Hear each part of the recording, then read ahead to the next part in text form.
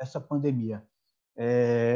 Aqui hoje nós estamos, para quem está entrando agora, né, chegou agora, estamos falando da Contrax CUT, comemorando aqui os nossos 30 anos, né, da nossa confederação, né, com a participação do nosso companheiro Wagner Freitas, já falou, nossa companheira Carmen acabou de falar agora, também temos a companheira Tereza Campelo, né, e a presença ilustre do nosso eterno presidente, né, o Lula.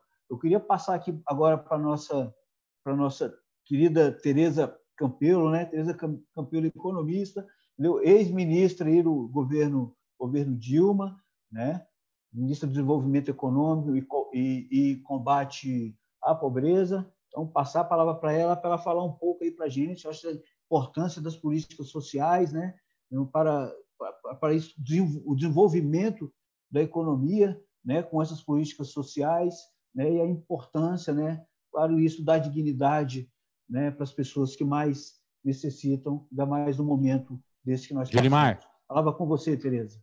Julimar, antes de você passar para a Tereza, só para avisar o pessoal que está assistindo a live, que está sendo retransmitido na página do Lula.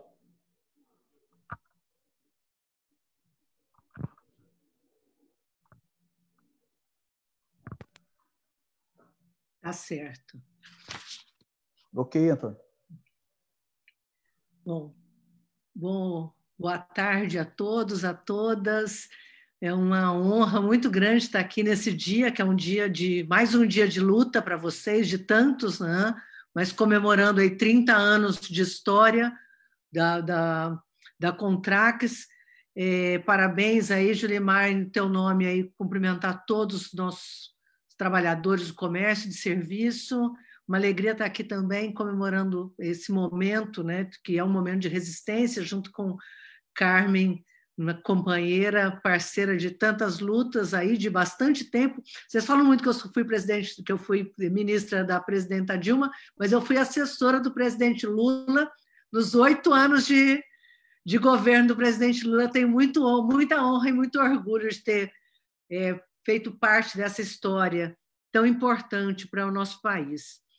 Cumprimentar o Wagner Freitas, parceiro, companheiro aí de lutas, e todos vocês. Eu acho que nós estamos, né, falando muito da pandemia. Na verdade, nós já temos uma história dessa pandemia também, né? Já são 7 meses no mundo, né? Já 5 meses Brasil enfrentando a pandemia. Então, não é mais eu acho isso, eu acho aquilo, quando a gente estava no começo da pandemia, que ninguém sabia o que ia acontecer.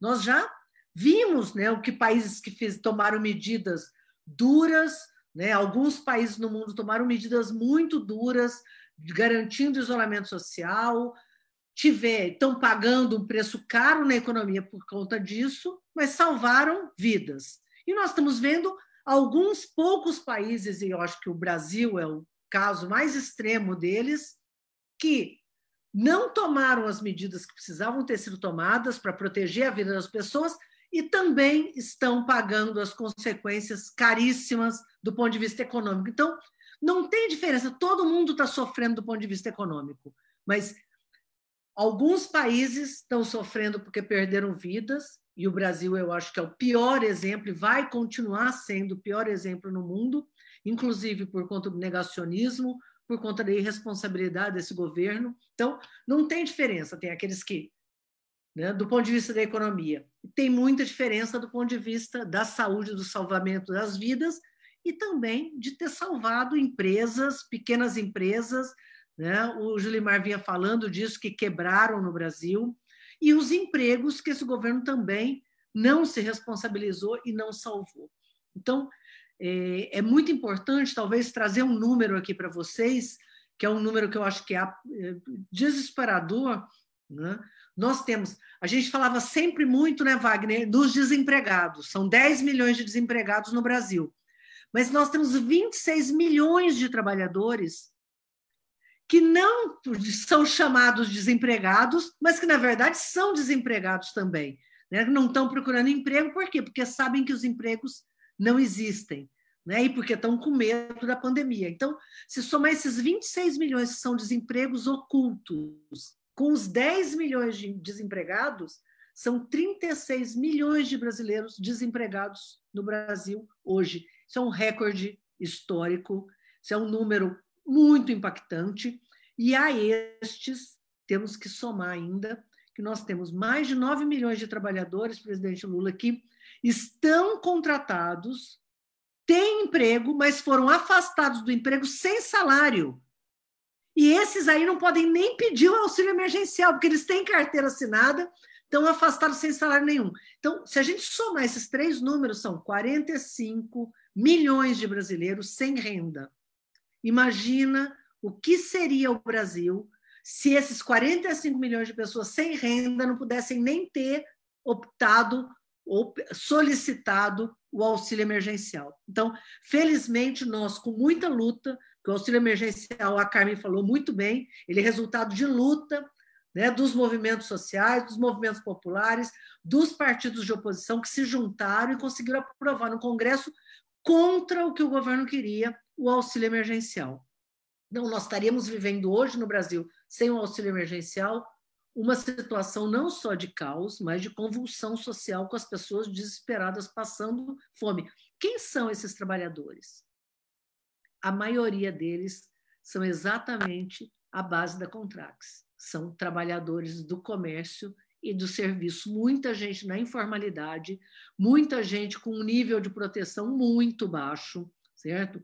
São a maioria mulheres, a maioria negros, certo? As empregadas domésticas, né? Trabalhadoras domésticas, muita gente que está na frente de luta, enquanto uma parcela dos brasileiros está podendo fazer home office. Que bom que estão podendo fazer home office. Só que tem uma parcela dos brasileiros que está desprotegido, seja da renda, seja porque está na rua, está tendo que trabalhar. Então, é muito, muito importante a gente realçar que isso era evitável. Essa que eu acho que é o grande debate. O mundo todo está passando por uma situação muito difícil, não é só o Brasil, mas nós temos gente morrendo, mortes que podiam ter sido evitadas se o governo tivesse tomado as medidas corretas. Tem um dado do Sérgio Rezende, presidente, seu ministro, né, cientista, que diz que 80% das mortes podiam ter sido evitadas se o governo tivesse tomado as medidas corretas.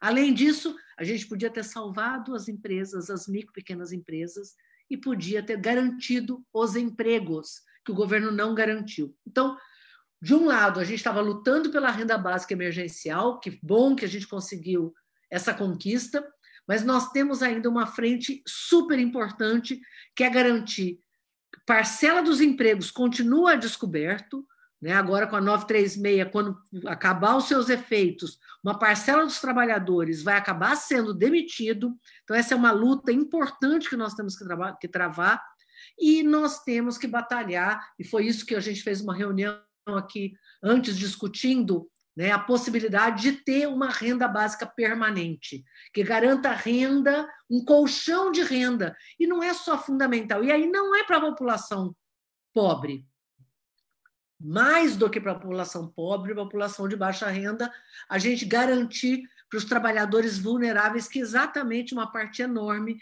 é aqui a base da Contrax. Então, a gente está começando esse debate, que é um debate muito importante. Começamos aqui, né, por sugestão do presidente Lula, o primeiro sindicato que a gente veio fazer, a primeira, né, grande frente que nós viemos discutir foram com os trabalhadores do comércio e serviço, e a ideia é que a gente possa, inclusive, defender que isso não é só bom para a população pobre, para a população vulnerável, para os trabalhadores que hoje estão sem desproteção, e que muitos não vão poder retornar. A gente não pode achar que a pandemia vai passar e que esses empregos vão voltar. Uma parcela não vai voltar. Então, nós temos que poder estar se organizando para enfrentar esse novo momento do pós-quarentena, né, que vai ser um momento muito difícil para o Brasil.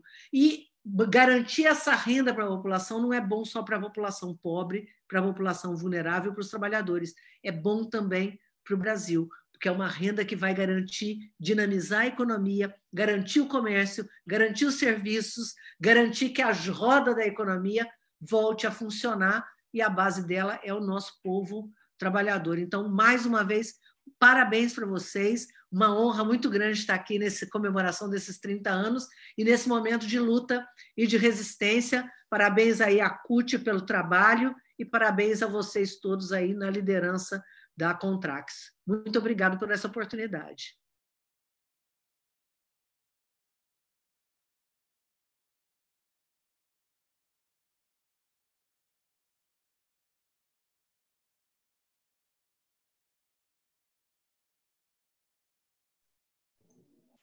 Nós é que agradecemos, Tereza, por você ter dispensado esse tempo para estar falando um pouco aqui com a gente, né, com nossa direção da Contrax, que está toda aí assistindo, a direção nacional, os trabalhadores, né, a população brasileira assistindo. Agradecemos aí realmente de coração. E, sim, as demissões, né, além da necessidade, a maioria das demissões que tem acontecido nesse período é no comércio e serviço. As perdas de postos de trabalho no comércio, no estudo da PNAD, chegou a 446 mil. Não é demissão é muito mais. Foi os postos de trabalho que não existem mais, 446 mil no comércio.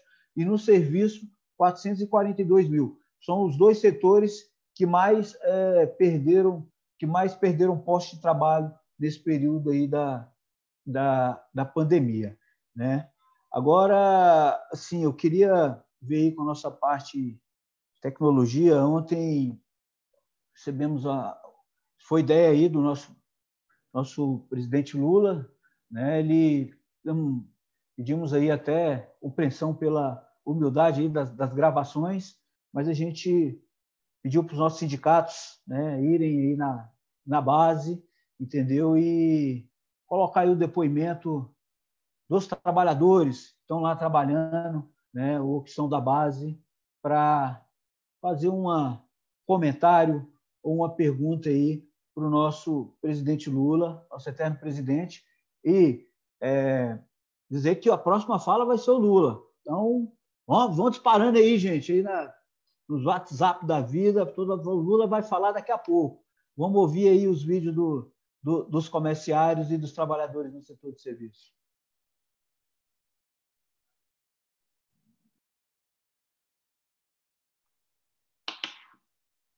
Eu quero falar um pouco sobre o impacto do coronavírus. Boa tarde, me chamo Daniel de Paula, eu sou de Brasília, DF, sou funcionário do comércio. Eu quero falar um pouco sobre o impacto do coronavírus no comércio, né? Aqui em Brasília foi a primeira cidade a paralisar, a fechar comércio, né? Durante a pandemia. Então a gente ficou praticamente 3 meses entre fecha e abre e aquela loucura toda, né? Para praticamente 15 dias fechado direto. Então depois a gente necessariamente precisou reabrir as portas, né? Então o impacto nas vendas é enorme. A quantidade de vendas caiu demais. A gente vive uma dúvida, eu sei que é mundial, que o coronavírus vem fazendo aí, né?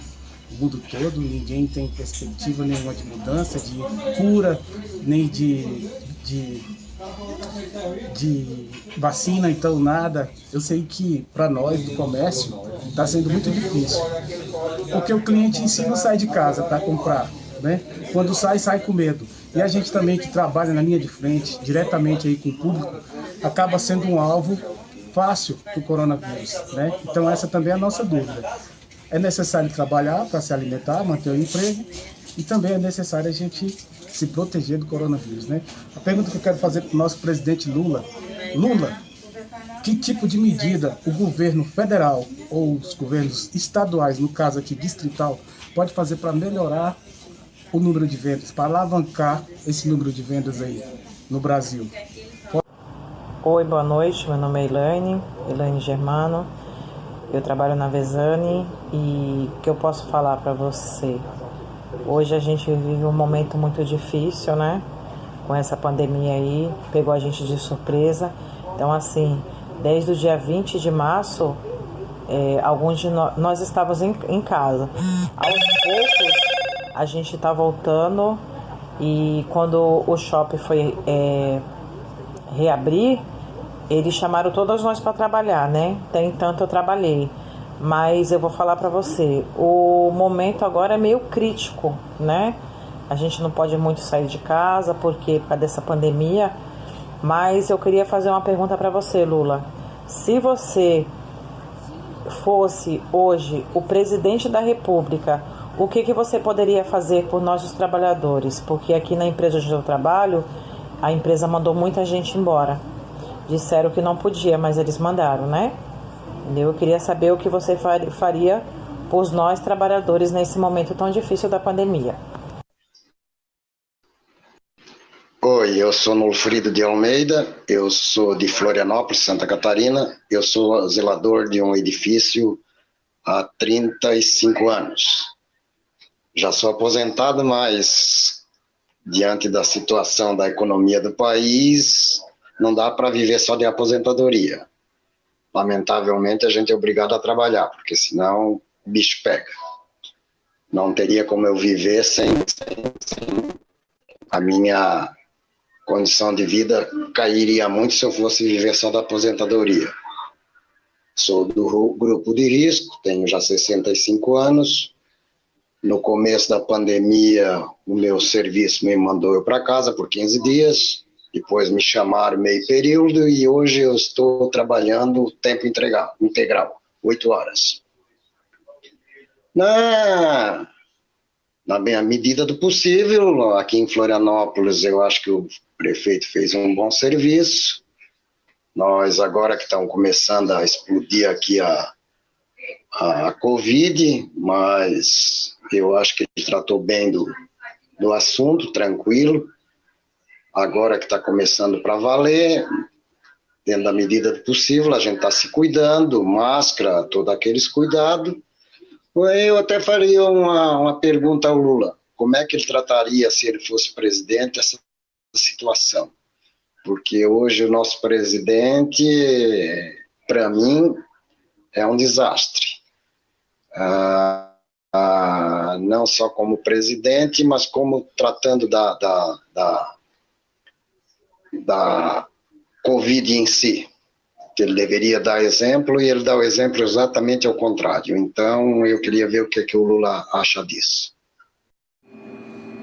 Boa noite.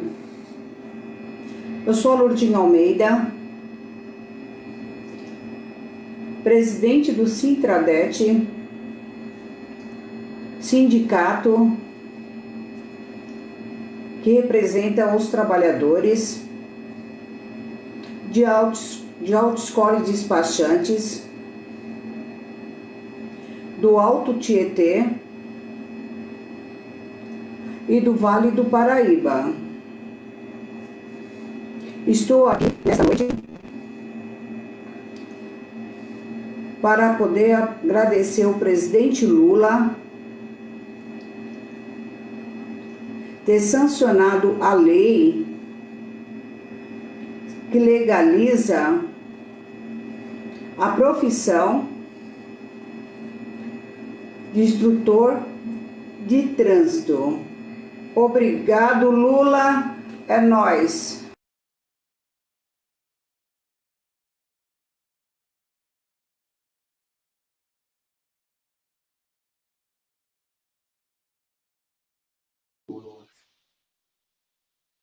Julimar.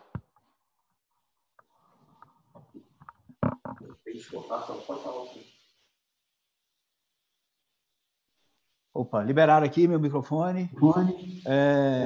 Então é isso. Agora, apareceu uma presidente do sindicato e eu tinha pedido para o pessoal, né, pegar os trabalhadores da base, mas tudo bem. Os outros três fizeram ali bem, acho que bem o papel. Presidente Lula, então acho que você viu aí a fala de 3 trabalhadores realmente ali da base, estão ali no dia a dia, né? E uma presidente dos sindicatos comerciais, categoria, né, de autoescola. E a grande dúvida é essa, porque a gente vê que o Brasil está na contramão do mundo, né? Reabertura da economia, flexibilização, tudo antes do momento, as pessoas adoecendo e segundo maior número de morte do mundo no Brasil, entendeu? Não segue as orientações mundial da saúde, né, para respeito aí ao seu povo, entendeu? Faz tudo, nega pandemia, conforme até foi dito aí por um dos participantes, entendeu? Então, assim, a gente quer ouvir aí o presidente Lula, né, qual a visão dele, né, e o que ele acha que o Brasil deveria estar fazendo para nós não estarmos, né, nessa situação que estamos hoje, né? E também as pessoas ficam naquela dúvida, né, que é do pós-pandemia, depois que passar, né, o medo do desemprego, né, que está aí cada vez aumentando mais, né? Então as pessoas, você viu, o rapaz falou, eu tive que voltar a trabalhar porque, né, eu tinha que voltar para comer, entendeu? Então assim, a pessoa sabe o risco que está correndo, mas se vê obrigado a voltar a trabalhar porque não tem realmente outra solução, porque o Estado brasileiro não dá nenhum tipo de resposta adequada, né, para o povo brasileiro, para os trabalhadores do nosso Brasil. Então, vamos passar aí agora para o nosso querido presidente Lula. Estou aqui até realmente emocionado aqui de estar fazendo aí essa live, né, e mais uma vez agradecer aí a participação do nosso querido presidente no aniversário aí dos 30 anos da Contrax, Confederação Nacional dos Trabalhadores do Comércio e Serviços da CUT. Vamos lá, Lula, agora é contigo. Bem, companheiro Julimar, eu quero cumprimentar você e quero cumprimentar todas as companheiras e os companheiros que são diretores da Contrax.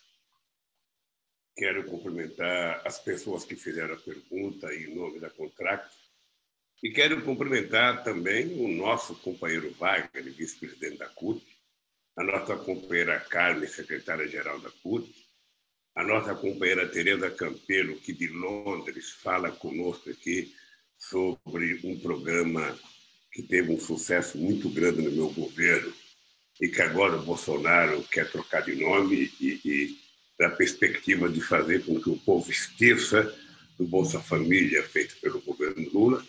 E nós estamos fazendo uma nova proposta. Eu quero agradecer de coração a Tereza, que está fazendo um curso em Londres, está trabalhando, e ela aceitou um convite meu para apresentar nesse encontro da Contrax, pela primeira vez ao movimento sindical, a proposta que nós estamos fazendo.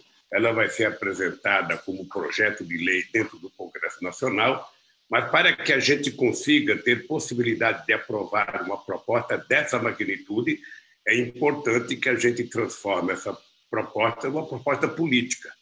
Por isso, eu disse ontem, Wagner, quando a Tereza estava fazendo a apresentação, de que nós precisamos voltar a aprender a distribuir panfleto na porta de fábrica, na porta de banco, na loja, no ponto de ônibus, na porta de metrô, para que a gente possa popularizar, sabe, muito essa proposta, para que o povo sinta que a gente só vai conquistar se ele tiver a disposição de brigar junto conosco para conquistar essa proposta e fazer os deputados aprovarem.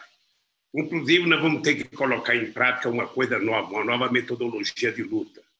Porque você veja, às vezes, Julimar, a gente vai em Brasília, a CUT convoca, o PT convoca, a Força Sindical convoca, muita gente convoca passeata em Brasília, manifestação, mas eu fui deputado e fui dirigente sindical. E, às vezes, Wagner, a gente está dentro do plenário do Congresso Nacional, vocês passam o dia gritando lá fora e a gente não ouve. A gente não ouve, a gente fica sabendo que vocês foram lá pelo jornal, pela televisão, agora pela internet. O que é importante é que a gente aprenda o seguinte: cada cidade, cada estado desse país tem 8 deputados e 3 senadores. Então, você fica muito distante. Um morador de Rondônia ir a Brasília porque custa cara a passagem. Normalmente, a casa do senador é na capital, Porto Velho. Normalmente, os deputados têm casa nas cidades. Então, nós precisamos, para fazê-los sentir a necessidade de atender os trabalhadores, começar a fazer pressão na cidade onde mora o deputado, na cidade onde mora o senador, que nós seremos muito mais ouvidos do que se a gente for a Brasília e ficarmos gritando para os ouvidos moucos dos deputados e dos senadores.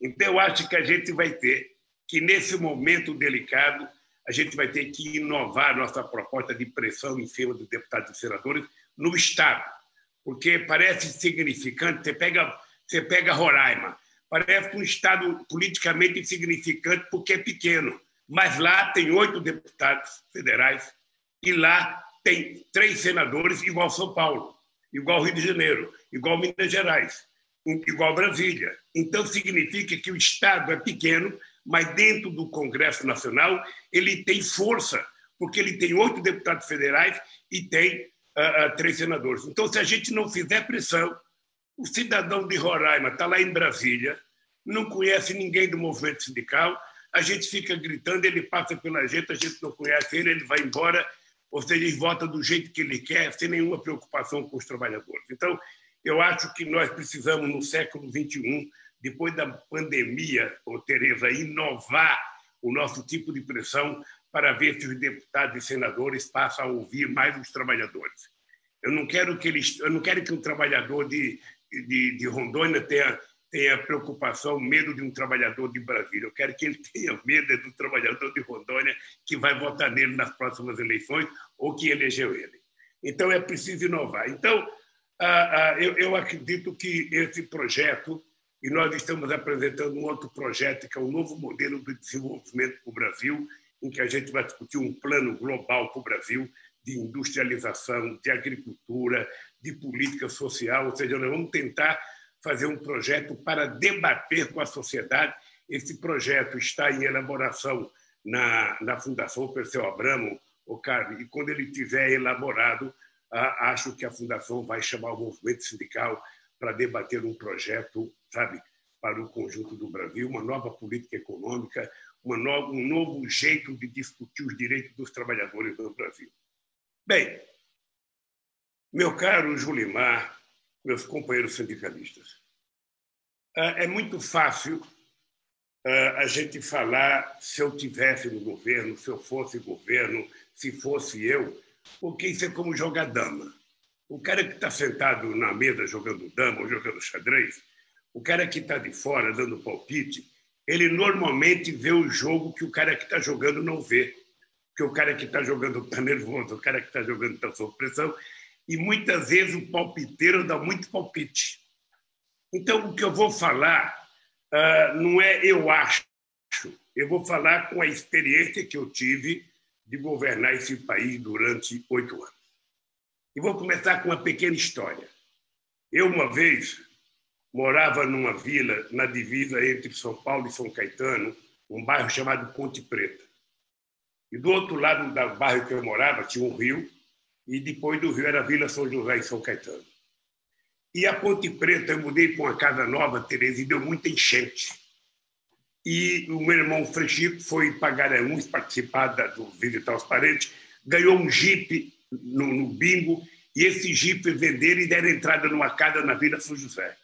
E nós ficamos todos felizes porque a gente ia sair da enchente e ia morar na Vila São José. No primeiro ano que nós mudamos para a Vila São José, deu uma enchente. E quando começou a chover, nós começamos a fazer um murinho rápido, um muro rápido, fizemos um muro quase que de 1,5 metros para tentar ver se parava a água. O muro foi feito muito em cima da hora. Quando a água encheu, Tereza derrubou o muro e entrou quase que 1 metro de água dentro de casa. Eu estou contando isso para as pessoas entenderem o que aconteceu no Brasil com a pandemia. Nós poderíamos ter evitado que ela tivesse a gravidade que ela tem se nós tivéssemos feito aquilo que todo mundo de bom senso deveria fazer: precaução. Um presidente da República, ele não é obrigado a saber de tudo. Ele não é obrigado a dar conta de tudo. Mas ele é obrigado a montar estrategicamente uma equipe que o ajuda a pensar sobre tudo. Nós já sabíamos o efeito da pandemia na China. Nós já sabíamos o efeito da pandemia na Itália. Nós já sabíamos o efeito da pandemia na Espanha. Ora, o que nós poderíamos ter feito? Um presidente da República, ele primeiro chamaria uma reunião com os cientistas, com as pessoas que entendem daquilo que nós estamos discutindo, que é o coronavírus causador dessa pandemia no Brasil. Na medida que você chama todos os cientistas que discutem aquilo, você estabelece uma estratégia de combate ao vírus. E você chama os governadores de Estado e você chama os secretários de saúde do Estado. Porque o governo federal, ele não vai conseguir resolver sozinho, ele tem que envolver os entes federados, ele tem que envolver os estados e, consequentemente, os estados envolver os municípios. Se você trabalha num processo de harmonia e você tem uma estratégia de combater, você pensou no aspirador, você pensou, sabe, na máscara, você pensou no gel, você pensou no leito, no hospital de Campana, você faz tudo com uma certa antecedência e você passa a tentar educar a sociedade de que tal forma de comportamento da sociedade é a única coisa que pode diminuir o efeito da pandemia. Acontece que, no Brasil, o presidente da República é ignorante. Se ele não é ignorante, ele gosta de ser ignorante. Ele faz tipo de ignorante. Porque tem gente que ser ignorante é bonito. Ser ignorante, você fala com uma turma de fanático. Você deve conhecer, Julimar, no seu meio aí, no time que você torce, alguns ignorantes que são aquela torcida fanática que fala bobagem o tempo inteiro, que fala, sabe, muita bobagem, que vomita bobagem o dia inteiro, sabe? E essa gente vive junto com você. O presidente da República, ele tem um círculo de pessoas que é assim, são os milicianos, sabe, que ele arregimenta há mais de 30 anos, sabe, são pessoas fanáticas como ele, que quanto mais bobagem fala, mais acha que está bonito. Então, o presidente da República, primeiro, começou não acreditando na crise. É uma gripezinha, se ela vier aqui pegar um cara como eu, que sou atleta, não vai acontecer nada, essa gripezinha vai matar apenas velhinho de 90 anos, e muita gente do povo acreditou. Ou seja, e ele passou a fazer uma crítica àqueles que tentavam mostrar que as pessoas ficando em casa era a melhor forma de você combater o coronavírus. Acontece que para você ficar em casa, você tem que ter condições. Você tem um aposentado, sabe, que pode ficar em casa. Você tem, sabe, funcionário público que pode ficar em casa. Você tem gente da classe média que pode ficar em casa, profissionais liberais que pode ficar em casa. Mas você tem milhões de brasileiros que têm que trabalhar no almoço para ganhar o dinheiro para jantar, trabalhar na janta para ganhar o dinheiro de tomar o café. Essa gente não tem como ficar em casa se o Estado não der o suporte. Quando o Estado avisa que a melhor forma das pessoas não pegarem o coronavírus é as pessoas ficarem isoladas em casa, o governo primeiro precisa conhecer a realidade de como vive o povo pobre desse país, o povo desempregado. E sabe que é preciso criar as condições para as pessoas ficarem. E a primeira condição é salário. O cidadão tem que receber uma quantia em dinheiro para que ele possa comer o tempo que ele não está trabalhando. Porque mesmo ele estando isolado, o filho dele come, a menina come, a mulher come, ele come, a mãe come, o pai come. Ou seja, as pessoas precisam sobreviver. E as pessoas precisam circular na cidade, que as pessoas têm que comprar. A pessoa tem que comprar comida, tem que comprar pão, tem que comprar salada, tem que comprar feijão, tem que comprar arroz, tem que comprar remédio. Ou seja, e para tudo isso é o poder público que tem que estar preparado para permitir que as pessoas possam se mexer. E o que eles fizeram? Nada. Nada. O governo passou a criticar todas as pessoas que estavam com pensamento científico.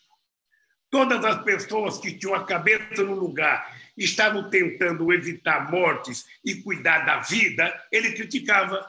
Então passou, ao invés de ser um governo orientador de comportamento da sociedade, passou a ser um governo, sabe, de causar rebeldia das pessoas contra as pessoas que estavam utilizando o bom senso, contra a ciência, contra os pesquisadores, contra os médicos, contra os governadores que criaram um fórum para discutir e comprar as coisas junto, e que resolveram pedir para as pessoas ficarem em isolamento, para as pessoas ficarem em casa.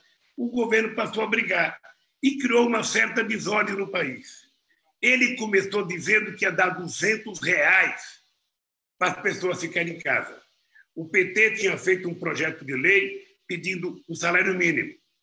E ele, quando chegou para votar no Senado, o Senado aprovou 600. Ele hoje diz que é dele, mas é do Senado, é do Congresso Nacional, por muita pressão da oposição, chegou aos R$600. Mesmo aprovando os R$600, esse dinheiro demorou muito para chegar. Tem gente que até hoje não recebeu a primeira parcela. Então, o governo federal, ao invés de ser o indutor, o coordenador da estratégia de parar o coronavírus, o governo foi indutor de criar a desordem no país. Agora parece que ele está quietinho porque ele pegou o coronavírus. Ele teimou e pegou. Espero que ele se cuide agora. Espero que ele se cuide para ele voltar à atividade com juízo, com a responsabilidade que tem que ter um presidente da República, que a única preocupação que ele tem é mandar o povo comprar arma, mandar o povo comprar bala, mandar comprar arma, mandar comprar bala, quando ele deveria estar mandando comprar livro e comprando comida. Bem, então eu penso que, eu acho que esse cuidado que o presidente tem que ter é o cuidado de quem tem responsabilidade, de quem chega ao governo sabendo o que quer. E o Bolsonaro não chegou ao governo sabendo o que queria. Sabe, o governo Bolsonaro chegou ao governo mentindo. Ele chegou mentindo, ele não participou de debate, ele tomou aquela facada, sabe? Ele foge dos debates, ele chegou inventando mentira para tudo quanto é lado, ganhou dizendo que ia fazer um governo com técnico, ele não tem, por isso é que ele já tem 3 mil militares trabalhando no governo, porque na falta de pessoas competentes para trabalhar com ele, ele escuta os filhos e chama militares. É como se os militares fossem semideuses. Você tem problema? Tem, chama os militares. Você tem problema? Tem, chama os militares. Como se os militares resolvessem alguma coisa. Os militares governaram esse país desde a proclamação da República. Eles tiveram várias vezes governando o país e nunca deram resultado nesse país. Esse país só vai ser cuidado quando tiver democracia, quando o povo aprender a exercer a democracia e quando o povo eleger pessoas que vejam no pobre não o número, mas vejam no pobre um ser humano que precisa ser defendido, que precisa ter respeitado o preceito constitucional que todo mundo é igual perante a lei, que todo mundo nasce igual, que todo mundo tem que ter direito ao emprego, todo mundo tem que ter direito a salário, todo mundo tem que ter direito à moradia, todo mundo tem direito à educação. Isso está na Constituição. Isso não é o manifesto marxista, não é o manifesto comunista, é a Constituição da República Federativa do Brasil, que tem isso, aprovado por unanimidade com os votos contra do PT, porque o PT tinha um projeto mais radical de Constituição. Então, caiu aqui o computador. Aqui saiu também, ó. Então, Julimar, o dia que nós tivermos consciência de que somente com muita paz, com muita democracia e com muita capacidade e inteligência para ouvir as pessoas, a gente pode construir um país efetivamente onde todos têm o direito. Eu sonhei com isso. Eu sonhei e provei que é possível você construir um país diferente. Eu sonhei com isso e provei que quando o pobre não é tratado como indigente, mas é tratado como cidadão, tendo a sua cidadania respeitada em todos os níveis, o pobre ajuda a melhorar o país e não a prejudicar o país. Eu acreditei quando a gente conseguiu, Tereza, bancarizar 70 milhões de pessoas. Eu acreditei quando a gente conseguiu disponibilizar 52 milhões de hectares de terra para fazer reforma agrária, ou seja, nós em apenas 13 anos colocamos à disposição da reforma agrária 52% de tudo que foi feito de reforma agrária nesse país. Eu acreditei, Wagner, quando a gente decidiu aumentar o salário mínimo, aumentamos eles todo ano, aumentando 74%. Nós acreditamos quando a gente resolveu criar emprego nesse país e criamos 20 milhões de empregos com carteira assinada nesse país. Nós acreditamos que era possível construir um novo país quando a gente fez uma lei que garantiu a empregada doméstica jornada de trabalho, férias, 13º, ser tratada como empregada e não como escrava. Nós acreditamos nisso quando a gente criou o programa Mais Alimentos e financiamos 80 mil equipamentos para os pequenos produtores aumentar a sua produção e criamos o PAA para garantir o governo comprar a produção dos pequenos produtores que não tinham mercado. Nós acreditamos quando a gente fazia reunião com o movimento sindical 3 ou 4 vezes por ano, sem medo do sindicato. Nós acreditávamos que era possível criar um novo país quando a gente se reunia todo ano com os reitores e nunca tivemos nenhum problema com reitores. Nós acreditamos quando fizemos 74 conferências nacionais para decidir políticas públicas que nós iríamos colocar em prática. Você, Wagner, prova, a carne é prova. Nós nunca tomamos uma decisão sem ouvir o movimento sindical brasileiro, porque eu não estava governando para mim, eu estava governando para o povo brasileiro e eu tinha que, o mínimo de decência era ouvir os trabalhadores. Bom, bem, esse Brasil, Julimar, é possível a gente construir. É possível. Basta que você tenha humildade. Basta que você, sabe, não veja o pobre como número. Basta que você perceba, sabe, que não é possível discriminar o índio, discriminar o negro, discriminar, sabe, o pobre desse país, o nordestino. Quando eu resolvi fazer investimento no Nordeste, é porque o Nordeste só aparecia nas páginas de jornais, era maior evasão escolar, era maior analfabetismo, era menos doutor, era menos mestre, era mais mortalidade infantil. Quem é que não lembra, sabe, daqueles trabalhos, nas frentes de trabalho dos pobres do Nordeste, cavando pedra de um lugar para o outro, sem ter o que fazer? Quando nós decidimos fazer as obras do São Francisco para levar água para 12 milhões de pessoas, Dom Pedro tinha tentado fazer isso desde 1846 e a elite brasileira não deixava fazer. Então, o que nós provamos é que é possível fazer as coisas.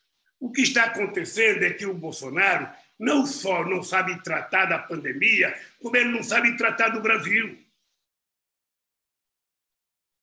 Ele não sabe tratar, ele não sabe criar um partido político. Ele não sabe nem fazer uma bandeira de um partido, ele fica pegando a bandeira do Brasil. Eu tenho orgulho da bandeira vermelha do PT, porque eu sou brasileiro, mas o meu partido é bandeira vermelha. Ele não tem nem bandeira nem partido. E ele tem ódio da política. Não é possível você governar com ódio da política. Agora ele está atrás do Centrão, fazendo tudo que ele achou que não prestava. Então é isso, meus companheiros da Contrax, que nós temos que enfrentar. Eu queria te dizer uma coisa. Eu quando pensei em voltar à presidência em 2018, é porque eu tinha uma dívida comigo mesmo. Eu achava que eu tinha coisa para fazer nesse país, para provar um pouco mais para a elite brasileira. Esse país só vai ser decente quando a gente se respeitar. Quando você não discriminar as pessoas por causa da cor, por causa da origem social. Quando você respeitar todo mundo em igualdade de condições. Eu acho que a gente pode avançar, e avançar muito, para o bem do Brasil. Sabe? E o que eles estão fazendo? Julimar, você tem, já falei para o Wagner, Nós temos que prestar atenção, Tereza, todas as conquistas que a classe trabalhadora teve no século XX, depois de 2 guerras mundiais e depois da Revolução Cubana, da Revolução Chinesa, da Revolução Russa, depois de tudo isso, de todas as conquistas, da conquista na Europa Ocidental, do estado de bem-estar social, o que está acontecendo no século XXI? Tudo que nós ganhamos no século XX, nós estamos perdendo no século XXI. Tudo. A CUT sabe que houve reforma, no direito dos trabalhadores em 165 países no mundo e nós perdemos em todos.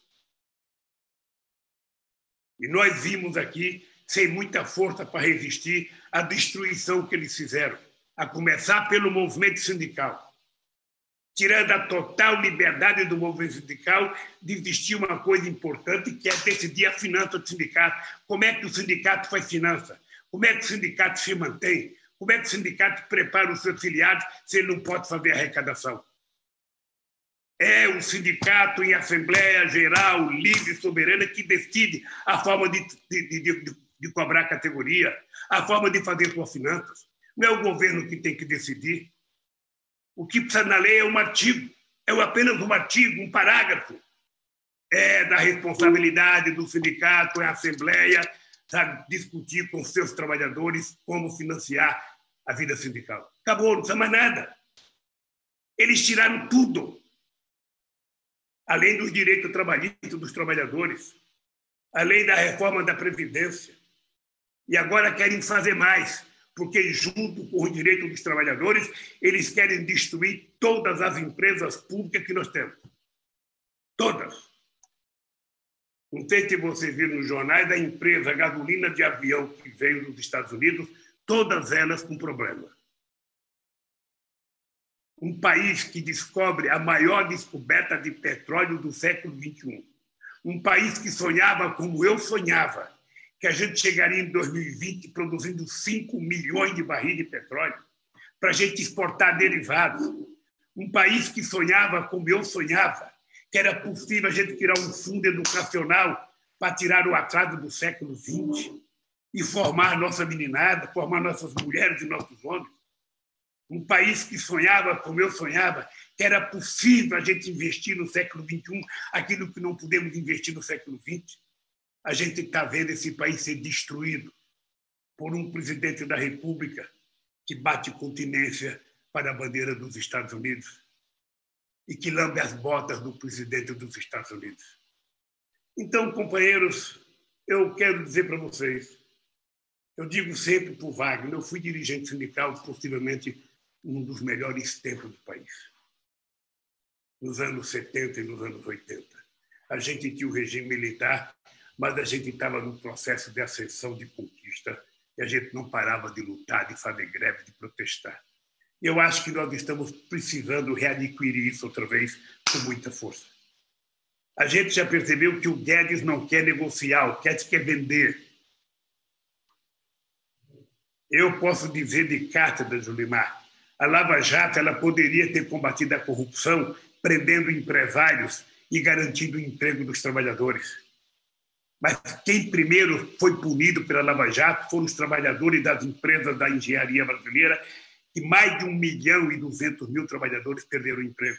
A indústria naval, que a gente estava construindo com muita força. Quando eu cheguei na presidência, nós tínhamos 2.000 trabalhadores, estava com 82.000, foi destruída para a gente comprar navio feito na China ou feito em Singapura. Nós que éramos exportadores de gasolina, agora estamos importando gasolina dos Estados Unidos da América do Norte, que leva a nossa gasolina, que leva o nosso petróleo cru para nos exportar derivados. Então, Julimar, eu só queria te dizer que nós temos uma tarefa gigantesca pela frente, mas muito gigantesca. Sabe, talvez a gente tenha que lutar hoje mais do que nós já lutamos em qualquer outro momento da nossa história. E eu falo isso, Julimar, porque em 1962, eu tinha 17 anos e eu estava fazendo a minha primeira greve para conquistar o 13º salário. Não veio de graça o 13º salário.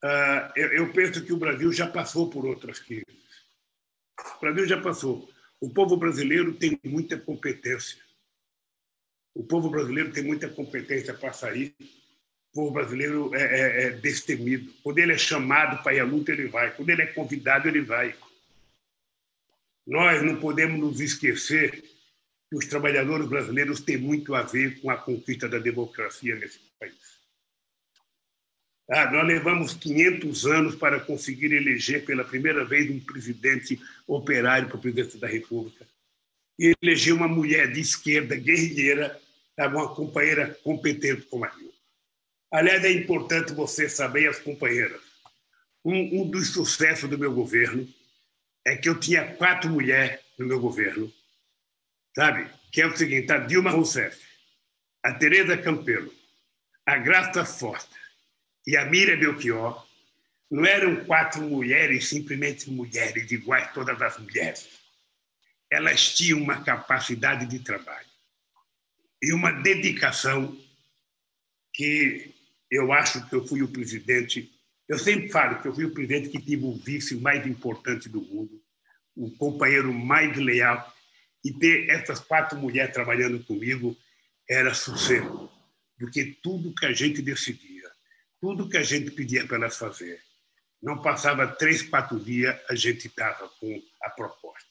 Foi o projeto, sabe? Foi o projeto do pré-sal, foi o projeto do Minha Casa Minha Vida, foi o projeto do Bolsa Família, foi o projeto do PAC. Tudo que a gente decidia, essas mulheres me entregavam com poucos dias pronto para a gente enfrentar a luta e fazer as coisas dar certo no Brasil. O Brasil não deu certo por causa do boom, sabe, do agronegócio. Se fosse assim, o Brasil estava crescendo agora. O Brasil deu certo porque nós fizemos uma opção. Só tem sentido existir um governo se esse governo resolver governar para todos, dando prioridade para os mais vulneráveis. É por isso que eu dizia, quem quiser governar bem tem que se olhar no tratamento com a mãe da sua família. Sua mãe tiver 10 filhos, e dentro daqueles 10 filhos tiver um mais frágil, ela vai dar o segundo copo de leite para aquele mais frágil. Ela vai dar o último pedacinho de carne para aquele mais frágil. Ela vai dar um pedacinho de chocolate para aquele mais frágil, embora os outros fiquem brigando. E nós não consertaremos o país enquanto a gente não fizer os de baixo subir para o andar de cima. É difícil, mas se nós não tentarmos, ninguém vai fazer. A única luta que a gente pede, Julimar, é aquela luta que a gente não participa. É a luta que a gente não faz. Não existe, na verdade, luta derrotada. Porque se você não conquistar hoje, você conquista amanhã.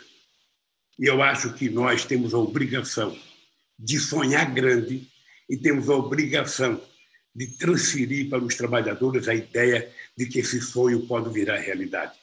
Nós provamos isso. Nós provamos que é possível. Nós não precisamos dar um tiro, não precisamos gritar com ninguém, não precisamos matar ninguém, mas nós provamos que é possível esse país ser melhor. Nós provamos que a empregada doméstica pode ter uma filha na universidade. Nós provamos que é possível um ajudante de pedreiro ter um filho engenheiro. Nós provamos que é possível um catador de papel reciclável na rua ter um filho fazendo diplomacia. Nós provamos que o pobre não precisa de favor, ele precisa de oportunidade. E se ele tiver oportunidade, ele vence.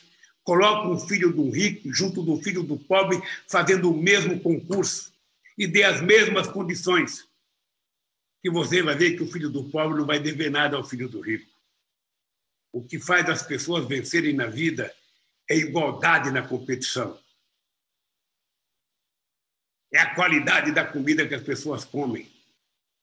E é a qualidade da oportunidade que a pessoa tem. Por isso, queridos companheiros e companheiras, eu que tinha pegado tanto material da Contract para aprender, sabe, como é que vocês nasceram, como é que vocês viveram, quanto pessoa tem desempregado, quanto representa no PIB, não usei nada disso, porque tudo isso vocês já sabem. Então, eu queria dizer para vocês, Julimar, está difícil? Tá. O setor do comércio é pressionado todo dia, é um setor vulnerável, está provando na carne o que é a economia informal. Até outro dia, os pobres eram enganados que eles eram pequenos empreendedores. Pequenos empreendedores. O cara comprava uma bicicleta, eu sou um pequeno empreendedor. O cara ia vender pipoca, eu sou um pequeno empreendedor. Agora ele está percebendo que ele é um pequeno escravo, que ele não tem direito. E cidadão que não tem direito, que não tem previdência, que não tem aposentadoria, que não tem assistência médica, não é cidadão, é massa de manobra. E nós precisamos recuperar a nossa cidadania. Nós precisamos recuperar o direito de ter direito. O direito de ter aposentadoria. O direito de ter emprego. O direito de ter uma casa. Quando nós fizemos o Minha Casa Minha Vida, a gente resolveu estender subsídio para quem ganhava até 2 salários mínimos, porque senão ele não poderia pagar uma prestação. O Estado, que pode dar tanto dinheiro para o rico, por que não pode dar um pouco para os pobres? Quando a gente criou o FIES já existia antes do PT chegar no governo. Mas ninguém conseguia dinheiro pelo FIES porque ninguém queria ser fiador. Nós tomamos a decisão de que o governo seria o fiador do pobre que quisesse estudar. E o que aconteceu? O que aconteceu é que nós colocamos 4 milhões de jovens na Universidade Brasileira em apenas 13 anos, enquanto eles levaram 100 anos para colocar isso. Então, companheiro Julimar, eu quero de coração agradecer, sabe? E estou aqui à disposição, não sei qual é as consequências desse nosso encontro aqui, mas eu estou à inteira disposição para responder perguntas, para ouvir mais gente falar, sabe? Para ouvir mais o Wagner, mais a Karen, ou seja, eu só quero te dizer, eu estou pronto para a luta. Estou com a mesma tesão de lutar que eu tinha quando eu entrei no sindicato em 1969. Naquele tempo, eu tinha apenas 24 anos. Quero te dizer que 50 anos depois, eu estou com a mesma motivação, a mesma tesão, sabe, de fazer tudo que eu já fiz na vida para que a classe trabalhadora ande de cabeça erguida, possa tomar café, possa almoçar, possa jantar, possa estudar, possa trabalhar e possa ter acesso à cultura e ao lazer. Essa é a nossa tarefa. Não é nada revolucionário, é apenas exigir o cumprimento da Constituição Federativa do Brasil. Um abraço, querido.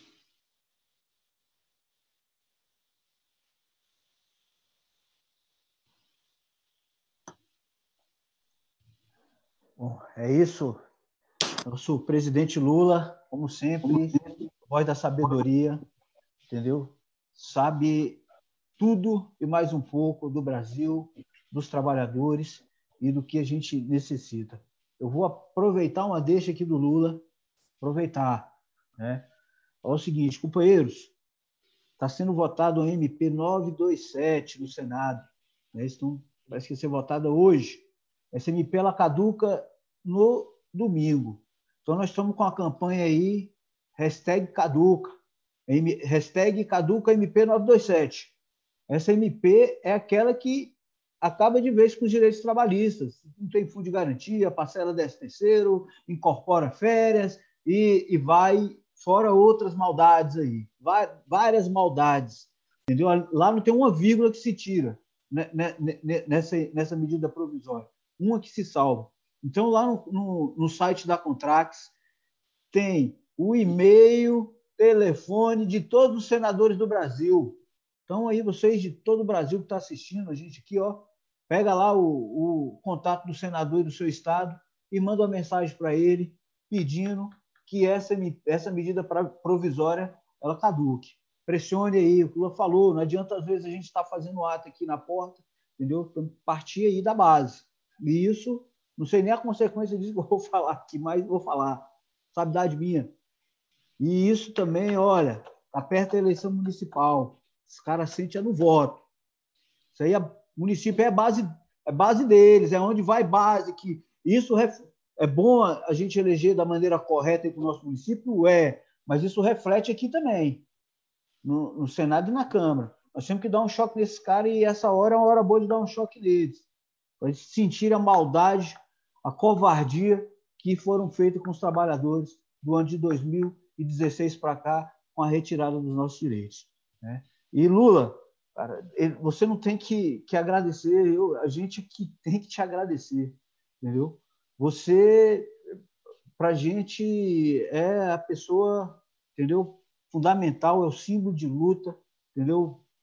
Eu acho que poucas pessoas, você é eterno, tá? Ideia é eterna, entendeu? Então, eu acho que sua história, entendeu, vai aí por muito tempo, eu tenho certeza disso.